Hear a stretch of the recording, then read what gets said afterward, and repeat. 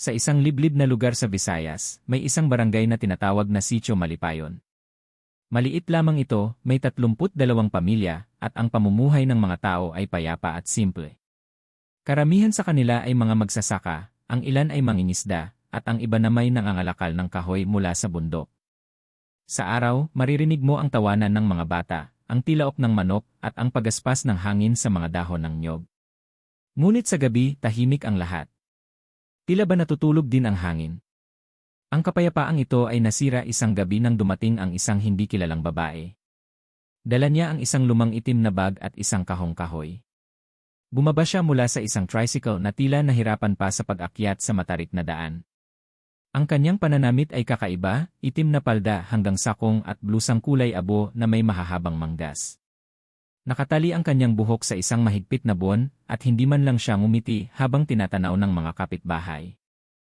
Ang kanyang bahay ay isang matandang abandonadong bahay sa dulo ng kalsada, malapit sa masukal na bahagi ng gubat. Matagal nang walang nakatira roon sapagkat pinaniniwalaang minamalas ang sinumang sumubok tumira doon. Ngunit siya, sa hindi malamang dahilan, ay kusang tumira roon. Si Aling Marta, ang pinakamatandang naninirahan sa barangay, ang unang nakapansin. Bakit kaya dito pa siya pumili? Hindi naman siya mukhang taga rito, bulong niya sa kanyang kapitbahay habang pinagmamasdan ang babae mula sa bintana. Lumipas ang mga araw at hindi man lang lumabas o nakihalubilo ang bagong lipat. Hindi siya pumupunta sa palengke, hindi rin siya naglalakad sa paligid gaya ng ibang mga babae. Kapag may kumakatok sa kanyang bahay, walang sumasagot. Tanging ang ilaw sa loob ng bahay tuwing gabi ang nagpapatunay na may tao sa loob. Isang gabi, habang nagbabantay ng taniman ng mais si Mang Oying, nakarinig siya ng kaluskos mula sa itaas ng kanyang kubo. Akala niya'y dagalang o pusa. Ngunit nang siya'y sumilip sa labas, anino ng isang malaking ibon ang kanyang nakita sa langit, lumilipad na parang tao, may mahabang buhok at tila may suot na bestida. Nagtakip siya ng kumot sa takot at hindi na muling lumabas hanggang umaga. Pagkagising, agad siyang nagpunta sa tindahan at ikinuwento ang kanyang nakita. Parang babae, pero lumilipad. Di ko mawari kung multo o ibon, nanginginig niyang sabi. Nagtawanan ng ilan, ngunit si Aling Marta ay hindi natawa. Hindi yan biro.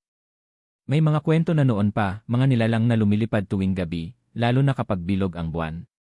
Kinabukasan, maraming nagsimulang magmasid. Hindi nakaraniwan ang tunog ng mga uwak tuwing hating gabi.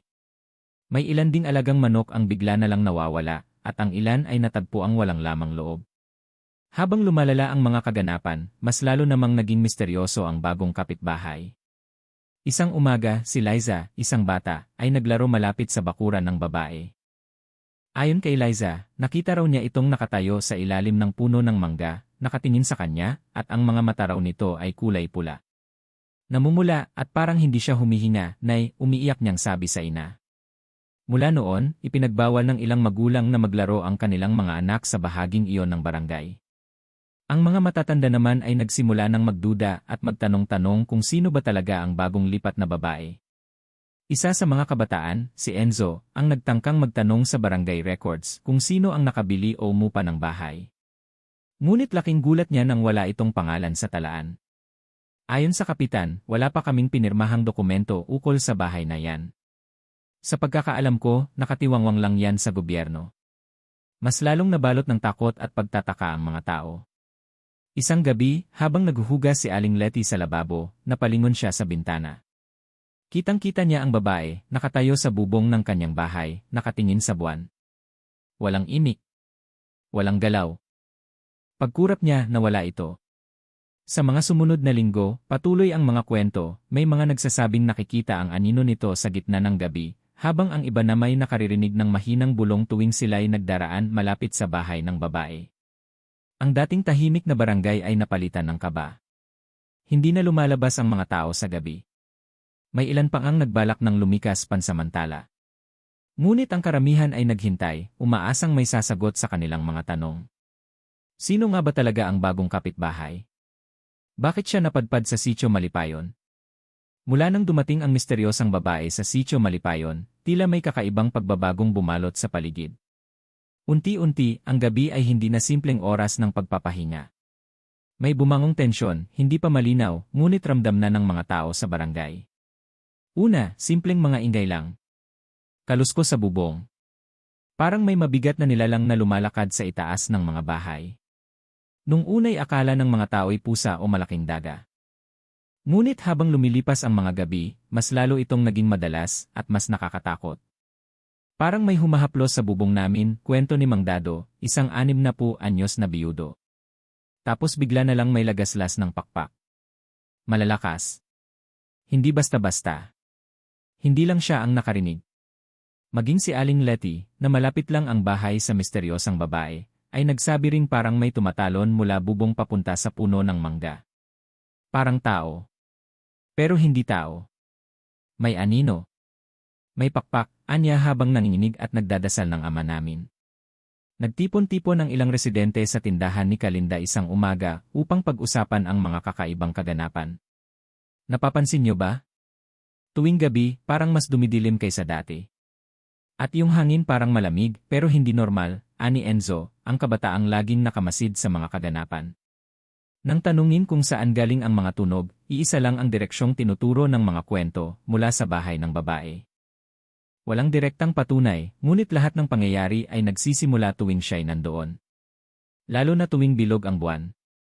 May isang gabi, habang umiihi sa likod ng bahay si Toto, isang batang 6 na taong gulang, napatingin siya sa itaas. Nakita raw niyang may nilalang na dumapo sa puno. Malaki, madilim at may pulang mata. Napasigaw siya at agad siyang dinampot ng kanyang ama. Nakakita ako, tay. May pakpak siya. Parang tao pero hindi tao, iyak ni Toto. Mula noon, hindi na pinayagang lumabas si Toto kapag gabi. Maging ang ibang bata sa barangay ay ikinulong na ng kanilang mga magulang sa bahay pagsapit ng 6:00. Samantala, si Enzo at ang kanyang mga kaibigan, sina Rica, Joel, at Pido, ay hindi napigilang usisero. Nang gabing iyon, nagdesisyon silang magbantay sa likod ng bahay ni Enzo. Kitang-kita mula roon ang bubungan ng bahay ng babae. Madilim ang gabi. Tanging liwanag ng buwan at alitaptap ang nagbibigay buhay sa paligid. May dalang flashlight si Enzo, pero hindi nila ito ginamit upang hindi mahalata. Biglang may kaluskos sa bubong ng bahay ng babae. Sunod ay tila pagaspas ng malalaking pakpak. Dahan-dahang lumitaw mula sa likod ng bahay ang isang anino. Mabagal ang galaw nito, tila naglalakad sa ere. Ang mga kabataan ay natigilan. Pare anong-anong yon, bulong ni Joel habang nanginginig. Hindi sumagot si Enzo. Hawak niya ang kanyang flashlight, ngunit hindi niya magawang sindihan. Ang nilalang ay tila lumilipad sa ibabaw ng bubong, pabalik-balik, waring may hinahanap. At saka bigla itong lumipad paakyat. Sa kisap mata, wala na ito. Hindi sila makagalaw. Hanggang sa marinig nilang bumukas ang pinto ng bahay ng babae. Mula sa malayo, nakita nila itong lumabas, suot pa rin ang mahabang itim na bestida, ngunit parang may basa sa laylayan. Tumayo ito sa harap ng bahay at tumingala sa langit. Maya-maya'y pumasok muli. Umaga na tayo mag-usap. Uwi na tayo, bulong ni Rica. Nang makauwi sila, hindi sila nakatulog. Kinabukasan, nagpunta sila sa barangay hall upang iulat ang nakita. Ngunit hindi sila sineryoso. Mga bata lang kayo. Siguro may napanaginipan lang, ani ng barangay tanod. Ngunit si Kapitan Ramir ay tila nag-alala. Kahit paano, mag-ingat kayo. At kung sakaling may makita kayo ulit, huwag niyo munang salubungin. Habang patuloy ang mga insidenteng ito, napansin ng mga tao na tuwing may tunog sa gabi, may alagang hayop ang nawawala kinabukasan. Aso, manok, minsan ay kambing. At ang mga bangkay, kung makita man, ay walang dugo. Parang sinipsip. Tila mas lalong nabalot ng takot ang buong barangay. Hindi na normal ang gabi sa Sitio Malipayon. At sa kabila ng lahat ng ito, ang babae na natiling tahimik. Walang reaksyon, walang paliwanag. Ni minsan, hindi pa rin siya lumabas upang makisalamuha. Hanggang sa isang gabi, may nawawalang tao. Isang matandang lalaking mangingisda, si Mang Andoy. Huli siyang nakita bandang 11:00 ng gabi, pauwi mula sa ilog.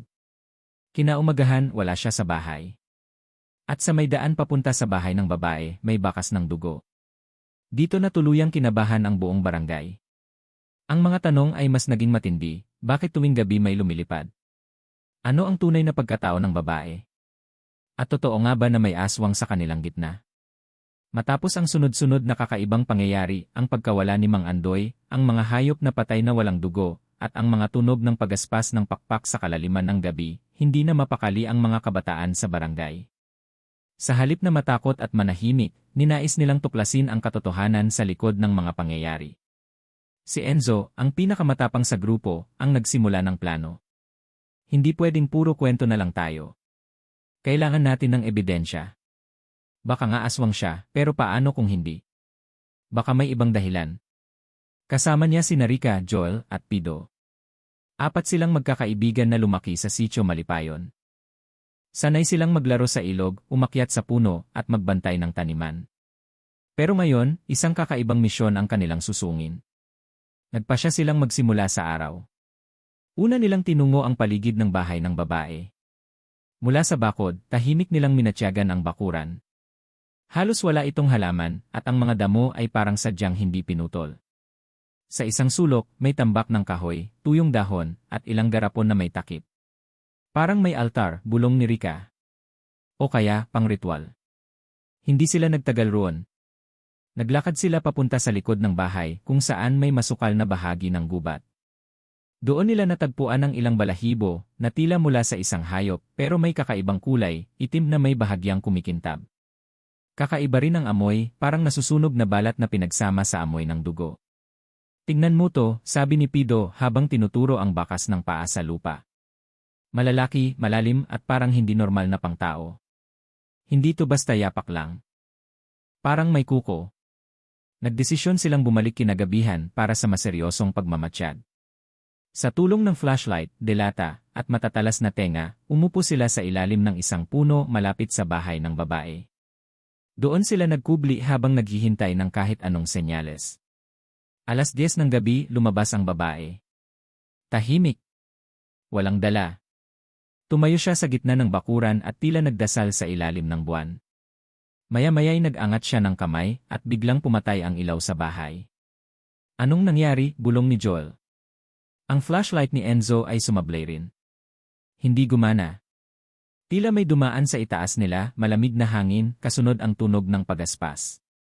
Lumingon si Rica at nanlaki ang mata. Ayon siya. Lumilipad. Lahat sila'y napatakip ng bibig. Ang anino ng babae ay lumipad paakyat sa bubong, at mula roon, tila lumutang papalayo. Tanging buwan ang saksi sa kanyang kakaibang anyo. Pagkatapos ng mahigit 20 minuto, bumalik ang babae sa kanyang bahay na para bang walang nangyari. Kinabukasan, nagtungo sila sa simbahan upang humingi ng payo kay Padre Ernesto. Hindi sila sigurado kung maniniwala ito sa kanilang kwento, pero sinubukan nila. Padre, may kakaiba sa bagong kapitbahay. Lumilipad po siya sa gabi, paliwanag ni Enzo. Tahimik ang pari. Matagal siyang nag-isip bago nagsalita. Matagal ko nang naririnig ang mga alamat ng aswang sa lugar na ito. Noon, sinasabi ng mga matatanda na may isang babaeng itinaboy mula sa barangay dahil sa hinalang siya ay sumisipsip ng dugo ng sanggol. Hindi ko akalaing babalik ito. Posible po ba na siya ngayon? Tanong ni Rica. Hindi natin alam. Ngunit kung totoo man ang inyong nakita, kailangan natin ng tulong ng mga nakakaalam ng ganitong bagay. May isang matanda sa kabilang barangay, si Kaluningning. Marami siyang alam tungkol sa mga nilalang ng gabi. Siya ang tinuturing na albularyo sa kanilang lugar. Baka makakatulong siya. Nagpa siya ang 4 na kabataan na puntahan si Kaluningning.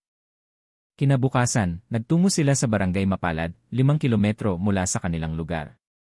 Sa gitna ng bukirin, natagpuan nila ang isang lumang bahay na yari sa kawayan at nipa. Bumulaga sa kanila ang isang matandang babae, payat, at may matalim na mga mata. Nararamdaman ko na ang inyong pagdating, wika ni Kaluningning.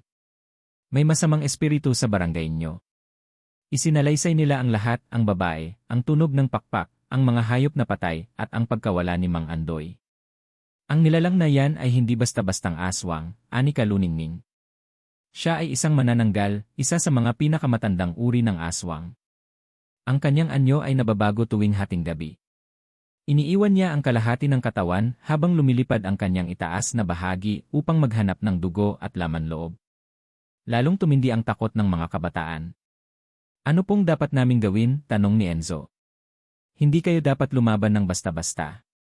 Ang manananggal ay may kahinaan. Ngunit kailangan nating kumpirmahin na siya ngayon. Bumalik kayo at obserbahan muli. Kung makita niyong iniiwan niya ang kalahati ng kanyang katawan, huwag niyong hayaang makabalik siya rito. Doon siya magiging mortal. Doon siya pwedeng mamatay. Umuwi silang may baong kaba. Ngunit buo na ang kanilang loob, hindi sila titigil hanggang hindi nila nalalaman ang buong katotohanan. Pagkauwi ng mga kabataan mula kay Kaluningning, hindi sila mapakali. Ang salitang imanananggal ay ngayon ay mas mabigat na kaysa sa kathang-isip na kwento. Isa na itong banta, tunay, mapanganib at narito sa mismong barangay nila. Upang mas mapalalim ang kanilang kaalaman, muling bumisita si Enzo at Rika kay Kaluningning kinabukasan. Kasama nila ngayon si Pido, na kahit takot ay porsigidong makahanap ng lunas sa kinakaharap ng kanilang lugar. Sa harap ng maliit na altar ni Kaluningning, naupo ang tatlo habang humihigop ng mainit na salabat. Tumitig ang matanda sa kanila bago nagsimula sa kanyang kwento. Noong panahon ng Kastila, may isang babae sa ating bayan na pinaniniwalaang nagtataglay ng kakaibang kapangyarihan. Maganda siya, tahimik, ngunit palaging nag-iisa. Walang asawa, walang anak. Minsang may batang biglang namatay sa gabi, pinagbintangan agad siya. Dito nagsimula ang kanyang pagkatakwil. Sa gitna ng galit ng mga tao, sinunog ang kanyang bahay. Pero hindi siya natagpo ang patay. Mula noon, may mga kwento na siyang lumilipad tuwing gabi. Dumadapo sa mga bubong, sumisipsip ng dugo ng sanggol at buntis.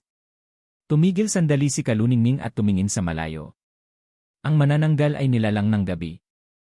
Nahahati ang katawan tuwing hating gabi, iiwan niya ang kanyang ibabang bahagi sa isang lihim na lugar. Sa ganitong estado, malakas siya ngunit mahina rin. Kapag nasabuyan ng asin, bawang, o pinaghalong langis at abo ang kanyang iniwang katawan, hindi na siya makakabalik. At kapag sumikat ang araw, matutunaw siya. Parang ganun na ang ginagawa ng kapitbahay namin, bulong ni Rika. Wala siyang kasama, laging gabi ang galaw niya. Minsan may naririnig kaming anino na parang tao pero lumilipad. Tumango si Kaluningning. Marahil siya ang nagbabalik. Marahil siya ang pinaniniwalaang babae sa alamat. Ngunit dapat ay sigurado tayo. Ipinayo ni Kaluningning na bumalik sila sa gabi at subukang hanapin ang iniwang kalahati ng katawan.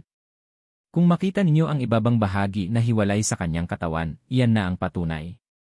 Ngunit mag-ingat kayo. Ang manananggal ay matalas ang pandinig at malakas ang pangamoy. Kinagabihan, nagtipon ang 4 na kabataan. Bitbit nila ang mga payak na gamit, bawang, asin, bote ng langis na may abo, at maliit na kutsilyo, hindi para sa pakikipaglaban, kundi para sa depensa kung kakailanganin. Huwag tayong gumawa ng anuman hanggat hindi tayo sigurado, paalala ni Enzo. Nagkubli sila sa madilim na bahagi ng bakod malapit sa bahay ng babae. 10:00 pa lang ng gabi ngunit tahimik na ang paligid. Maging ang mga aso ay tila hindi umiimik. Ilang minuto bago maghating gabi, biglang may bumukas na bintana sa ikalawang palapag ng bahay ng babae. May aninong dumaan. Matangkad, mahaba ang buhok, at tila may lumilipad na kurtina sa kanyang likod, ngunit hindi ito tela kundi balat. Balat ng pakpak. Yan na siya, bulong ni Joel habang nanginginig ang kamay. Maya-maya, nakita nilang may kumikintab na bagay sa ilalim ng isang puno. Dahan-dahan silang lumapit. Isang bahagi ng katawan, baywang pababa, nakaupo sa damuhan. Halos hindi ka panipaniwala. Parang tao, ngunit walang itaas na bahagi. Yan na nga, sigaw ni Pido sa loob ng isip niya. Agad silang kumilos.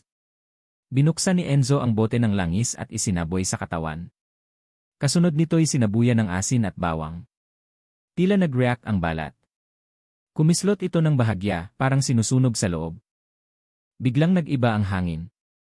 Mula sa bubong, may sumigaw. Isang malakas at malagim na hiyaw ang umalingaw sa buong paligid. Arg! Lumipad mula sa bubong ang itaas na bahagi ng babae, may pakpak, mahaba ang kuko, at pulang-pula ang mga mata. Sumugod ito sa direksyon nila. Mabilis. Puno ng galit. Takbo, sigaw ni Rika. Tumakbo silang magkakaibigan. Ngunit bago makalapit ang nilalang sa katawan nito, tila natabig ito ng hangin at bumagsak sa lupa. Umiikot-ikot ito sa ere, parang may pinipilit gawin, ngunit walang magawa. Hindi na ito makababa sa lupa. Sumigaw itong muli. Ibabalik ko ang lahat sa inyo. Hindi pa ito tapos. Ngunit patuloy itong humina. Hanggang sa harap ng liwanag ng buwan, unti-unti itong nagliyab at naglaho. Bumalik ang katahimikan sa paligid. Walang ihip ng hangin. Tahimik ang lahat. Nagkatinginan ang apat. Nanginginig ngunit buhay. Kinabukasan, muling bumalik si Kaluningning sa barangay. Pinagpulong nila ang mga residente at isinalaysay ang buong pangyayari. Hindi man lahat ay naniwala, sapat na ang mga ebidensya ng mga kabataan. At mula noon, wala nang kakaibang tunog tuwing gabi. Wala nang nawawalang hayop. Wala nang aninong lumilipad. Pero ang mga kabataan, alam nilang hindi pa ito ang huli. Ang mga tulad niya hindi nag-iisa, bulong ni Enzo. Akala ng lahat ay tapos na ang lahat. Matapos mawala ang babaeng pinaniniwalaang manananggal, muling bumalik sa normal ang buhay sa barangay Malipayon. Ang mga gabi naging tahimik, ang mga hayop ay ligtas na, at walang bagong ulat ng pagkawala ng tao o hayop. Pero sa kaloob-looban ng ilan, lalo na ng apat na kabataang nakasaksi sa mga pangyayari, may natitirang kaba na parang may multong hindi pa tuluyang nawala. Lumipas ang ilang linggo. Isang gabi, habang umuulan ng malakas at ang buong barangay ay tahimik sa kani-kanilang bahay, may narinig na malakas na kalabog sa bubong ng bahay ni Enzo. Thud! Nagising siya. Hindi siya makagalaw sa una. Napatitig siya sa kisam habang ang ulan ay pumapatak ng walang tigil. Akala niya ay guni-guni lang niya ang tunog, ngunit biglang sinundan ito ng mga gasgas sa yero, na para bang may matutulis na kuko ang gumagapang sa bubong. Creak! Creak! Nagmadaling bumangon si Enzo. Binuksan niya ang ilaw, wala. Brownout. Hinanap niya ang flashlight at sinilip ang bintana. May naaninag siyang anino, matangkad, at may lumalapad na hugis sa likod. Hindi pwede, wala na siya, sigaw niya sa sarili. Biglang may narinig siyang sigaw mula sa kabilang bahay. Tulong! Mula sa bahay ni Aling Fe, ang matandang naninirahang mag-isa.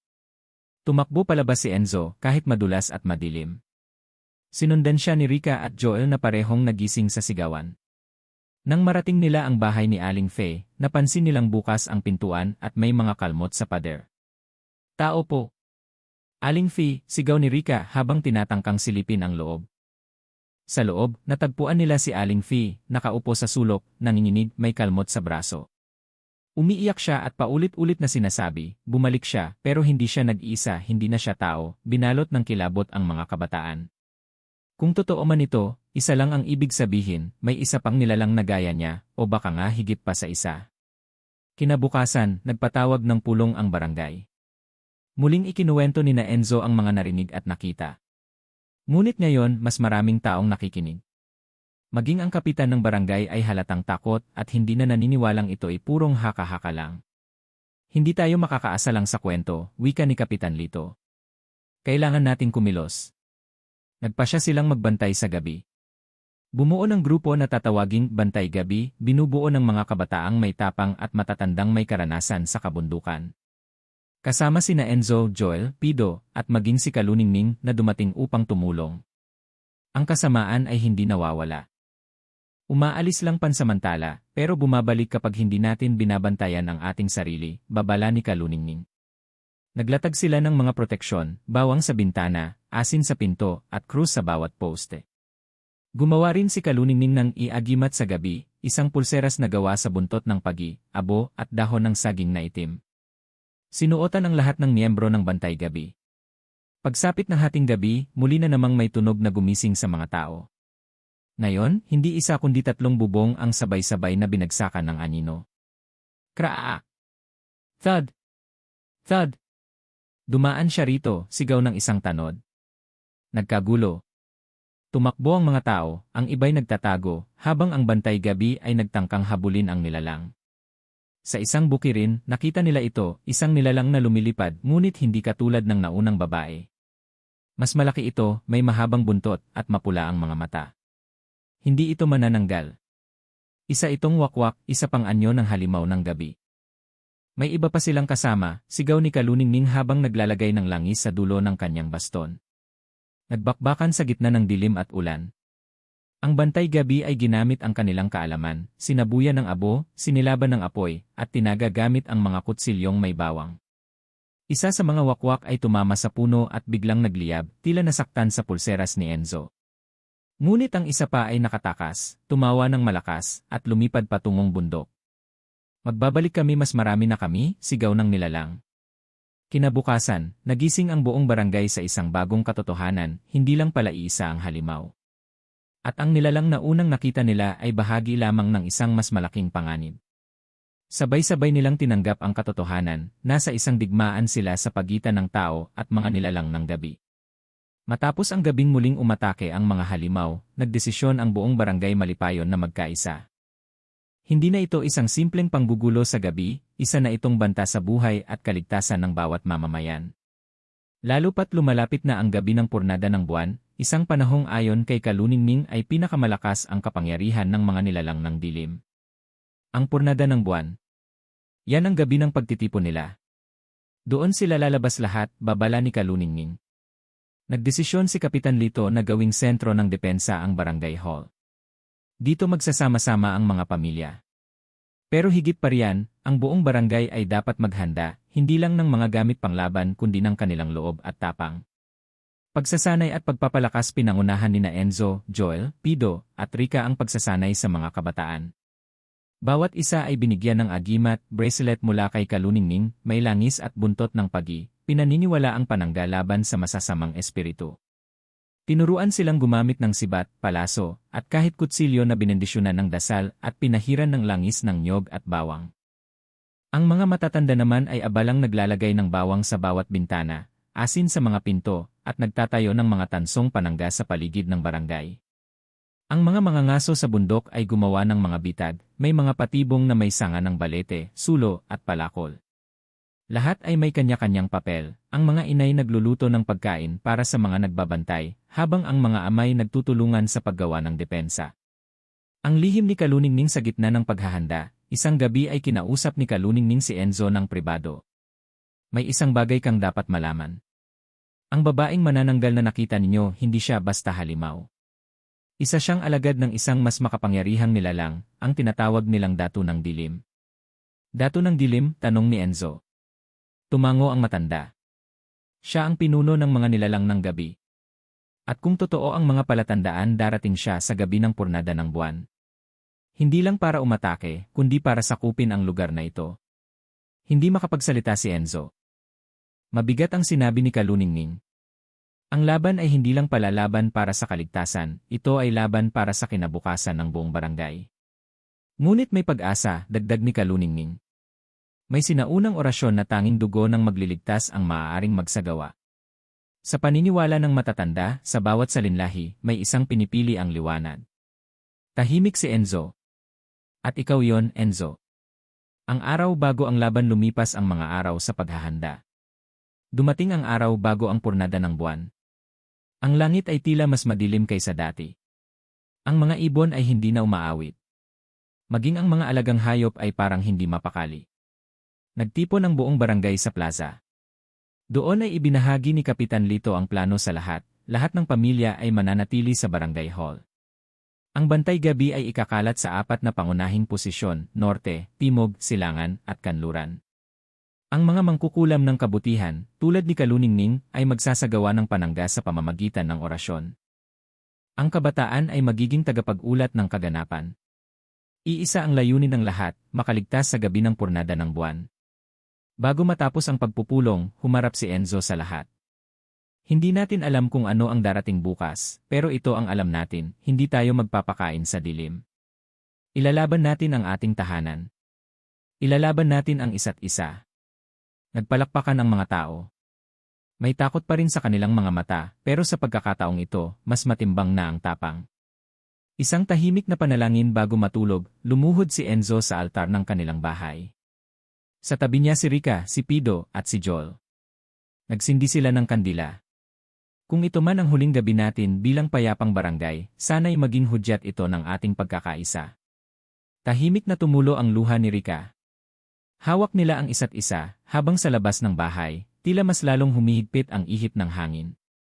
Ang buwan ay papalapit na sa kanyang kabuuan. Dumating na ang pinakahihintay o pinakakinatatakutang gabi. Ang purnada ng buwan ay nakabitin sa langit, bilog na bilog at tila mas malaki kaysa dati. Ang malamig na simoy ng hangin ay tila may dalang babala. Tahimik ang buong barangay Malipayon, hindi dahil sa kapayapaan, kundi sa paghahanda para sa hindi maiiwasang laban. Simula ng gabing madugo bandang 10:00 ng gabi, naramdaman ng mga tagabantay sa kanlurang bahagi ang pag-iba ng hangin. Biglang bumagsak ang temperatura. Ang mga hayop ay nag-ingay. Lumipad ang mga paniki sa himpapawid, at sa di kalayuan, may naaninag na usok, itim at gumagapang. Nandyan na sila, bulong ni Kaluningning habang dinadasalan ang kanyang baston. Boom! Biglang may sumabog na post ng ilaw. Sumunod ang isa. Isa pa. Hanggang sa ang buong paligid ay binalot ng dilim, tanging ilaw ng buwan ang nagsilbing liwanag. Sa posisyon, sigaw ni Kapitan Lito. Ang mga kabataan ay agad tumakbo sa kani-kanilang pwesto. Sina Enzo, Joel, Rica, at Pido ay nasa gitnang bahagi, silang apat ang magiging una sa sasalubong sa panganib. Unang salpukan mula sa kadiliman, sumulpot ang tatlong nilalang, mga wakwak na humahagikik at umiikot sa ere. Nagsimula na silang umatake, ang isa'y bumagsak sa bubong, sinubukang sumunggab ng tao. Agad itong sinalubong ng sibat na may bawang mula kay Joel. Arg, sigaw ng nilalang habang tumalsik.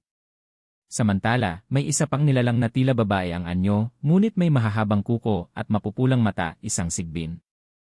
Sumugod ito kay Rica, pero bago pa siya maabot ay hinagisan ito ni Enzo ng asin, dahilan para ito'y sumigaw at umatras. Hindi na tayo tulad ng dati, sigaw ni Enzo. Pagdating ng dato ng dilim biglang lumindol. Ang lupa ay yumanig, ang mga puno ay tila yumuko. Mula sa kakahuyan, lumabas ang nilalang na kanina pa binanggit ni Kaluningning, ang dato ng dilim. Matangkad. Maitim na parang usok. Wala siyang mata ngunit nararamdaman mong tinititigan ka niya. Sa bawat hakbang niya ay nalalanta ang mga damo, namamatay ang apoy, at lumalamig ang paligid. Kay tagal kong hinintay ito, wika niya. Ang lupaing ito akin na. Ang orasyon sumugod si Kaluningning kasama ang ilang matatandang babaylan. Sinimulan nila ang orasyon ng liwanag, isang dasal na sinaunang itinuro ng mga ninuno upang itaboy ang kadiliman. Habang dinadasal ang orasyon, umiilaw ang lupa sa paligid ng barangay hall. Nagsimulang umatras ang mga nilalang, ngunit hindi si dato ng dilim. Bagkus, mas lalo pa siyang lumapit. Hindi niyo ako mapipigil, sigaw niya. Ang huling laban sumugod ang dato ng dilim kay Enzo. Ngunit bago pa siya maabot, lumiwanag ang pulsera sa braso ni Enzo, ang agimat na ibinigay ni Kaluningning. Ang liwanag nito ay tumama sa nilalang, na agad na paatras. Biglang bumigkas si Enzo ng orasyon na parabang alam niya ito mula pa pagkabata. Parang may gumabay sa kanyang diwa.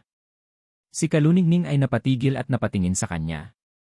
Ikaw nga, ikaw ang tagapagligtas, bulong ng matanda.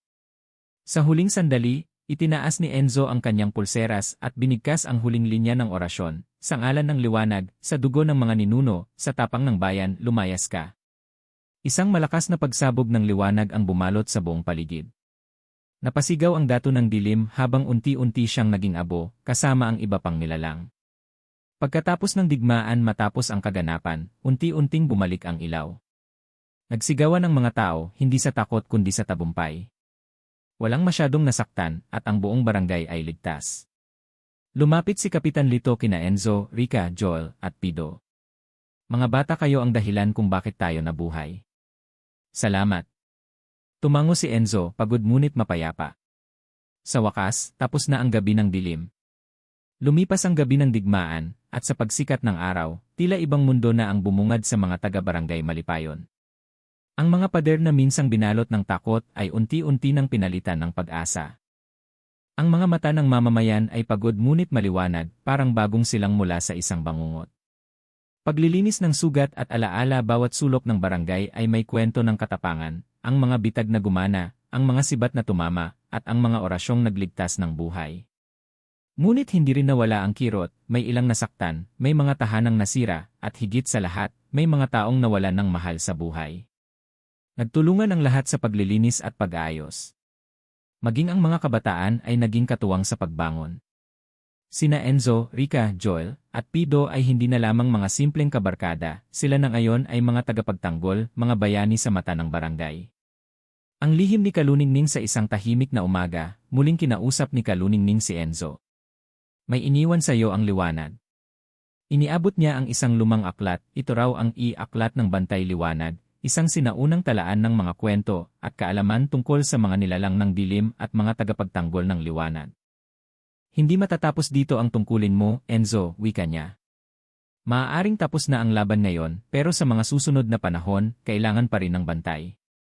Isa ka na roon. Tahimik lang si Enzo, ngunit batid niya sa sarili, ito na ang simula ng bago niyang papel sa buhay. Pagpupugay sa mga bayani isang linggo pagkatapos ng laban, nagsagawa ng munting programa ang buong barangay bilang pasasalamat at paggunita sa mga nangyari. Inalay nila ang programa sa mga naging biktima at sa lahat ng lumaban. Itinayo ang isang bantay-bantayan, isang maliit na tor sa gitna ng barangay na simbolo ng pagbabantay, pagkakaisa at katapangan. Sa tor ay inukit ang mga pangalan ng mga taong lumaban at naging bahagi ng tagumpay, kabilang sina Enzo, Rica, Joel, Pido, Kapitan Lito, at Kaluningning. Nagbigay rin ng talumpati si Enzo, hindi ako isang bayani. Isa lang akong kabataang natutong humarap sa dilim. Pero isa lang ang sigurado ko, kahit anong nilalang pa ng gabi ang humarap sa atin, basta't magkaisa tayo, hindi tayo matitinag. Pagbabalik sa normal ilang buwan ang lumipas at unti-unti nang bumalik sa normal ang pamumuhay ng mga taga-barangay Malipayon. Ang mga bata ay muling naglalaro sa kalye. Ang mga matatanda ay nagkukwentuhan sa tindahan ni Aling Nena. At ang gabi na dati kinatatakutan ay unti-unti nang tinatanggap. Ngunit hindi nakalimot ang lahat. Bawat buwan, tuwing ika-14 na gabi, nagtitipon-tipon pa rin ang barangay upang magdasal, magsindi ng kandila, at alalahanin ang kanilang pinagdaanan. Isa na itong tradisyon, ang gabi ng paggunita, hindi upang matakot, kundi upang maalala kung gaano sila katapang at gaano kahalaga ang pagkakaisa. Isang bagong simula si Enzo, ngayon ay isa ng kabataang leader. Tinuruan niya ang mga bata sa barangay ng mga orasyong pangdepensa, pagbibigay respeto sa mga babaylan, at kahalagahan ng kultura at paniniwala. Si Rica ay nagtuturo na sa paaralan, si Joel ay naging tanod, at si Pido ay sumali sa brigada ng kabataan. Ang kwento ng kapitbahay naming lumilipad sa gabi, ay hindi na lamang alamat na ikinukwento sa gabi, ito na ngayon ay bahagi ng kasaysayan ng kanilang barangay.